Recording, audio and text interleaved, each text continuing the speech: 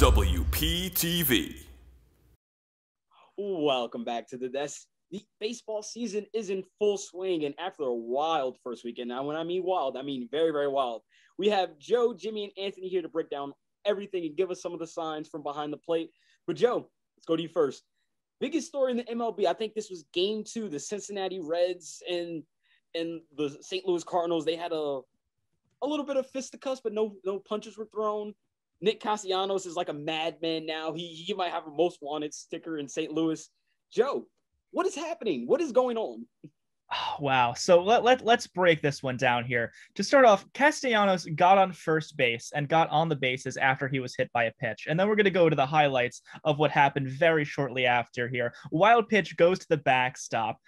Castellanos pops up and flexes a little bit over the pitcher, Jake Woodford. Woodford is not too happy about that. As you see, our brawl is about to start to ensue here. You have Yadier Molina kind of getting in the face of Nicholas Castellanos after the flex. And then immediately after, Castellanos and Woodford nowhere to be found here, as we have the umpire just taking Castellanos completely out of the picture. And then we have this big mess that Castellanos started, didn't start, that him and Woodford are just no longer a part of. So we see this year, the big scuffle, which, important to remember that we are still playing baseball in the middle of the COVID-19 pandemic. And it looks like these guys are a little bit up on top of each other. No punches were thrown, so you got to respect that.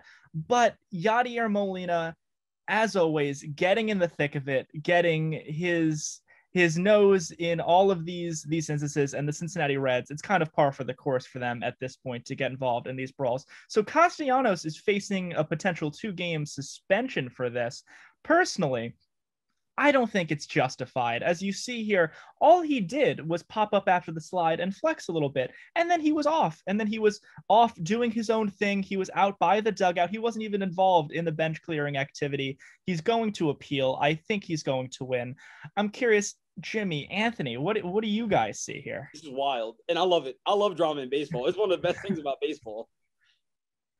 To me, I'll let you go, Jimmy. Go ahead. Yeah, to me, it's infuriating. I mean, you look at the MLB, this is where they've fallen behind as far as the NFL and NBA, excuse me. They market their stars so much better. Emotion gets to flow so much better. Obviously, the NBA technicals get flowing. But, I mean, come on. The guy gets plunked by a pitch. He hits a home run early in the game, gets like a colliding play at home plate. Let him flex on him. They didn't fight. They didn't throw hands. Let them have their emotion. The adrenaline's pumping. It's part of the game. I just don't like it. But, AWOC, what's your take? Yeah, I mean, I always like to see things from two different perspectives. And before what I say, let me say Castellanos should not be suspended. And I never am an advocate of plunking someone because they hit a home run earlier off you. But from the Cardinals' perspective, they're probably looking at a guy like Castellanos, who, albeit this year he's having a great year, 435 average, 480 on base percentage, a 1610 OPS. I mean, that's insane. MVP numbers. But Castellanos in 2020, the dude had 298 on base percentage at 784 OPS. And I feel like the Cardinals kind of mindset is, who's this guy flexing on us? Like, this guy isn't even that good. He had an awful year last year. Who does he think he is, type of thing. And I'm not saying I'm backing Cardinals on this. I'm just saying that might be their perspective if they did hit him on purpose. But short answer, no, I don't think Castellanos should be suspended. I think he's going to appeal, and I think he should win. Well, the best thing about this is they are in the same division, so they're going to play again. So we're going to keep our eyes out for when the Reds and the Cardinals do play each other. But Anthony, let's go back to you. The Astros and the Phillies are some big bright spots around the league right now, especially the Astros coming off what they came off of in 2020 and in 2019, and the Phillies as well too. But Anthony, let's go to you. Which squad do you think has a better chance of keeping this up for a full 162 game season? Okay, I'm going to say I love the Phillies, right? I love Joe Girardi. I love Bryce Harper. I love Didi Gregorius. I love Alec Boehm. I love everything they have going on there. But the Astros have the experience, man. You can't beat experience. The Astros are a team that always gets it done. They get it done. Say what you want to say about 2017. They got it done in 2018. They got it done in 2019. They got it done in 2020 even. They made it to Game 7, I believe, of the ALCS. And they're getting it done.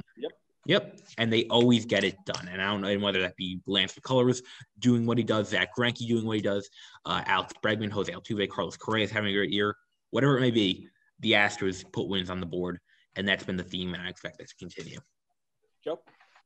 Guys, the Phillies last year were hammered by their bullpen. They were hamstrung. It was their Achilles heel. This year, the bullpen is looking like it did a complete 180. They got a couple flamethrowers back there. Jose Alvarado, I'm a big fan. And you want to combine that with the fact that Zach Wheeler came out in his first start and Zach Eflin came out in his first start, and they are both looking like this is going to be the year that they're finally going to break out. And look who they were doing it against. The Mets and the Braves were two teams that were getting a lot of love preseason. So I'm telling you, the Phillies, this could be legitimate. Jimmy, close us out. I like both teams. The Phillies, no doubt, have made great improvement. But you look at the Astros, like Awok said, I think you might have taken a look at my notes. The Astros, they have experience. They've won a chip, regardless of what you think. You look at their next three series, got the Tigers, the Mariners, and the Rockies. Those are all very winnable games. They're currently fourth in ERA in total pitching. They lead the MLB in home runs. They're up there in OPS. They're top 5 in every hitting metric. The Astros are raking. Yordan Alvarez is coming along. Kyle Tucker, along with the big faces. Carlos Correa is trying to get a new deal. The Astros are here to stay, whether you like it or not. Yeah, unfortunately. But the Astros are probably going to be in the playoffs again. Probably in the ALCS again, as they normally are. But we will see. We will keep our eyes on both of these teams, as I think they both may make the playoffs. Both really good teams. Now, a bad thing about baseball, especially opening the season, this always tends to happen. Few big stars are on the injured list. So, Jimmy, we'll go to you first. Out of the guys who are on the injured list, while being out, who has had the biggest impact on the team by not being there? I'm going to say Ketel Marte, just because of the pure versatility that he does. You know, Fernando Tatis would be an obvious pick in the NL West, but Marte, with all that he can do, he can play the outfield. That's where he's mainly been this season, in center. He can give you second, give you short. He's a switch hitting bat at the top of your lineup. That's hitting, we look at the stats here, 287 this season, 2 home runs, 17 RBIs, and 14 doubles. This is last season, excuse me. Before 62 this season and 2 home runs. This guy can really just do it all top of that lineup that the Diamondbacks are really lacking as far as total depth in their lineup. Anthony? All right. I gotta tell you guys about Aaron Judge. We always see this guy go down with an injury year after year after year. And he always comes back, but he always misses some time, right? Aaron Judge has a 364 average, a 391 on base percentage, and a 1.028 OPS. And I'm saying this right now, we don't know how long he's going to be out for. You know, it started out, he was under the weather. Then it came out, oh, they're just trying to get him off his feet while they can. Then we're going to sit him. There's nothing he really is dealing with. Now he's sore. Now we're going to continue to sit him. We don't know. I wouldn't be shocked if tomorrow he came out and he was on the IL, and then a week from now it came out that he was out for the year. So I'm saying this completely unaware of what's going to happen with Aaron Judge. But the Yankees need this guy. He's their best player by far, best in the outfield, one of the best defenders in baseball, particularly outfielders in baseball. Absolute force at the plate, top 5 player when healthy, but that's the big if, when healthy. And we'll see if he's healthy, but if he's not, the Yankees are in for a tough season. Yep. So as much as it hurts to not have Aaron Judge, we don't know for sure yet. What we do know is that Tim Anderson is on the shelf, at least for the next 10 days. And this is going to hurt. We're talking about a guy who was right up there in the MVP conversation last year. And this specifically hurts Chicago because they're coming off of the debilitating Eloy Jimenez injury, which just broke about a week or to 10 days ago. And I think that Tim Anderson, not only is he that spark plug at the top of the lineup, but what he brings to the table just as a leader, what he brings to the table, the entertainment value of the White Sox. Not having him is going to be a big loss. And I tell you, this lineup without Jimenez and without Anderson is just not as good as we were predicting it to be. Now, those are all good picks, and I agree with all of them, but a guy that I think should be highlighted is George Springer. And the bad news about George Springer is he had an oblique issue. Now it turns into a quad issue. So that means he's going to be out even longer. You look at his numbers from last year, 265 batting average, 14 big bombs, 32 RBIs, 540 slugging, and he had a 353 on base percentage. But this guy gets it done in the playoffs. He's a great fastball hitter, great number 1 hitter. And the Blue Jays, they got their first series win versus the Yankees. They're hoping to be something really big this year, maybe a wild card playoff team. And I don't think that's going to be possible without George Springer. But moving along, final question of the day, and this will go to Joe. The Mets are off to a bad start, and it's not all their fault. They had some issues with the Washington Nationals as the Nationals had some COVID issues, but there's a lot of factors in the Mets struggling, Joe. So, what area of the game do you think they need to improve? If I'm the Mets, the thing I'm most concerned about is the pitching rotation depth. They knew that Noah Syndergaard was going to be out with Tommy John surgery, and they knew for a while now that Carrasco was not going to begin the season healthy. They have not supplemented major league pitching into that rotation to bridge the gap to when those guys get better. Compared to the other team's third starters, we have Charlie Morton for the Braves, Zach Eflin for the Phillies, and Patrick Corbin as the number 3 starter for the Nationals, compared to David Peterson, who got the third start of the season from the Mets. It's just a different level between those 3 guys and who the Mets are running out there as their number 3 starter. So until Carrasco and Syndergaard get healthy, I'm concerned. Jimmy? I'm going to keep it in pitching, but I'm going to move over to the bullpen. You know, the Mets have a lot of big names in their bullpen, but Jarius Familia, you look at him, all of his pitches move 2 feet, but he's erratic to say the least. We saw on the opening day against the Phillies, Jacob deGrom pulled after 77 pitches. The bullpen came in. They could not do the job. New addition, Trevor May, walked a couple guys, left the bases loaded. The only lefty in the Mets rotation, in the Mets bullpen, is Aaron Loop. I would have liked to see them go after Brad Hand. He's in Washington now in their division. They really need another lefty arm. I don't know how good this is going to maintain over the season. Yeah, and Anthony, I'll jump in before I let you go. Go ahead. You said the words I was going to say. Let DeGrom pitch. I've heard since 2018, this guy is the best pitcher in the MLB. He's had some of the greatest pitching seasons of all time. What are you pulling him after 77 pitches for?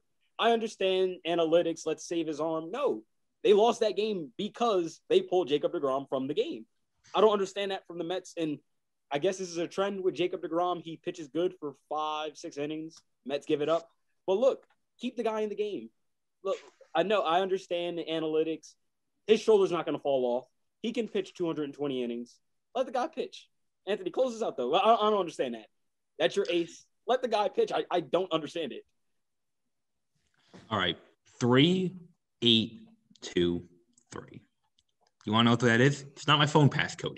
That's the amount of runs the Mets have scored so far this year in each respective game. And you know what? The game they won 8-4. You want to know how many hits they had? 5 hits. So my point, the offense needs to get better. They lost 5. You can blame the bullpen for the first loss. I get it. They only put up 3 runs. I mean, 3 runs isn't a lot. They lose their second loss of the year, 8-2. Their second win of the year. Listen, they won 3-2. That was a ridiculous call on the hit by pitch back and forth. I don't know how you want to slice it. Listen, I'll be open. I'm not a Mets fan. I get it. We understand that, but I don't think anyone that is objective knows that was an absolute ridiculous call by Ron Kolpa on that hit by pitch. If the Mets got bailed out, let's just say the Mets got bailed out, even though they I get it, they had bases loaded, 1 out, whatever, they're probably going to win anyway. But the Mets got to score more runs. They got to put up more of a fight. You can't be getting shut down by Nick Neidert and the Marlins bullpen for 8 2/3 innings or whatever. So offense got to step up. I think they will, but for right now, it's not looking great. They got to step up. Yeah, and the Mets got their money, man. Francisco Lindor did get some big money while we were away. So it's definitely going to be interesting to see what's going down in Queens. But that's it for this week's episode of WP Sports Desk. Join us next week as we will have our final episode of the semester. It's going to be a fun one. Going to have a lot of guys on, have a lot of different things on. But don't forget to follow us at Sports Desk WP on Instagram and Twitter for updates and more. I'd like to give a special shout out to our editor, Haley Weininger, and our studio manager, Clarke. But for everyone at the desk, I'm Samory Rose, and we'll see you guys next week.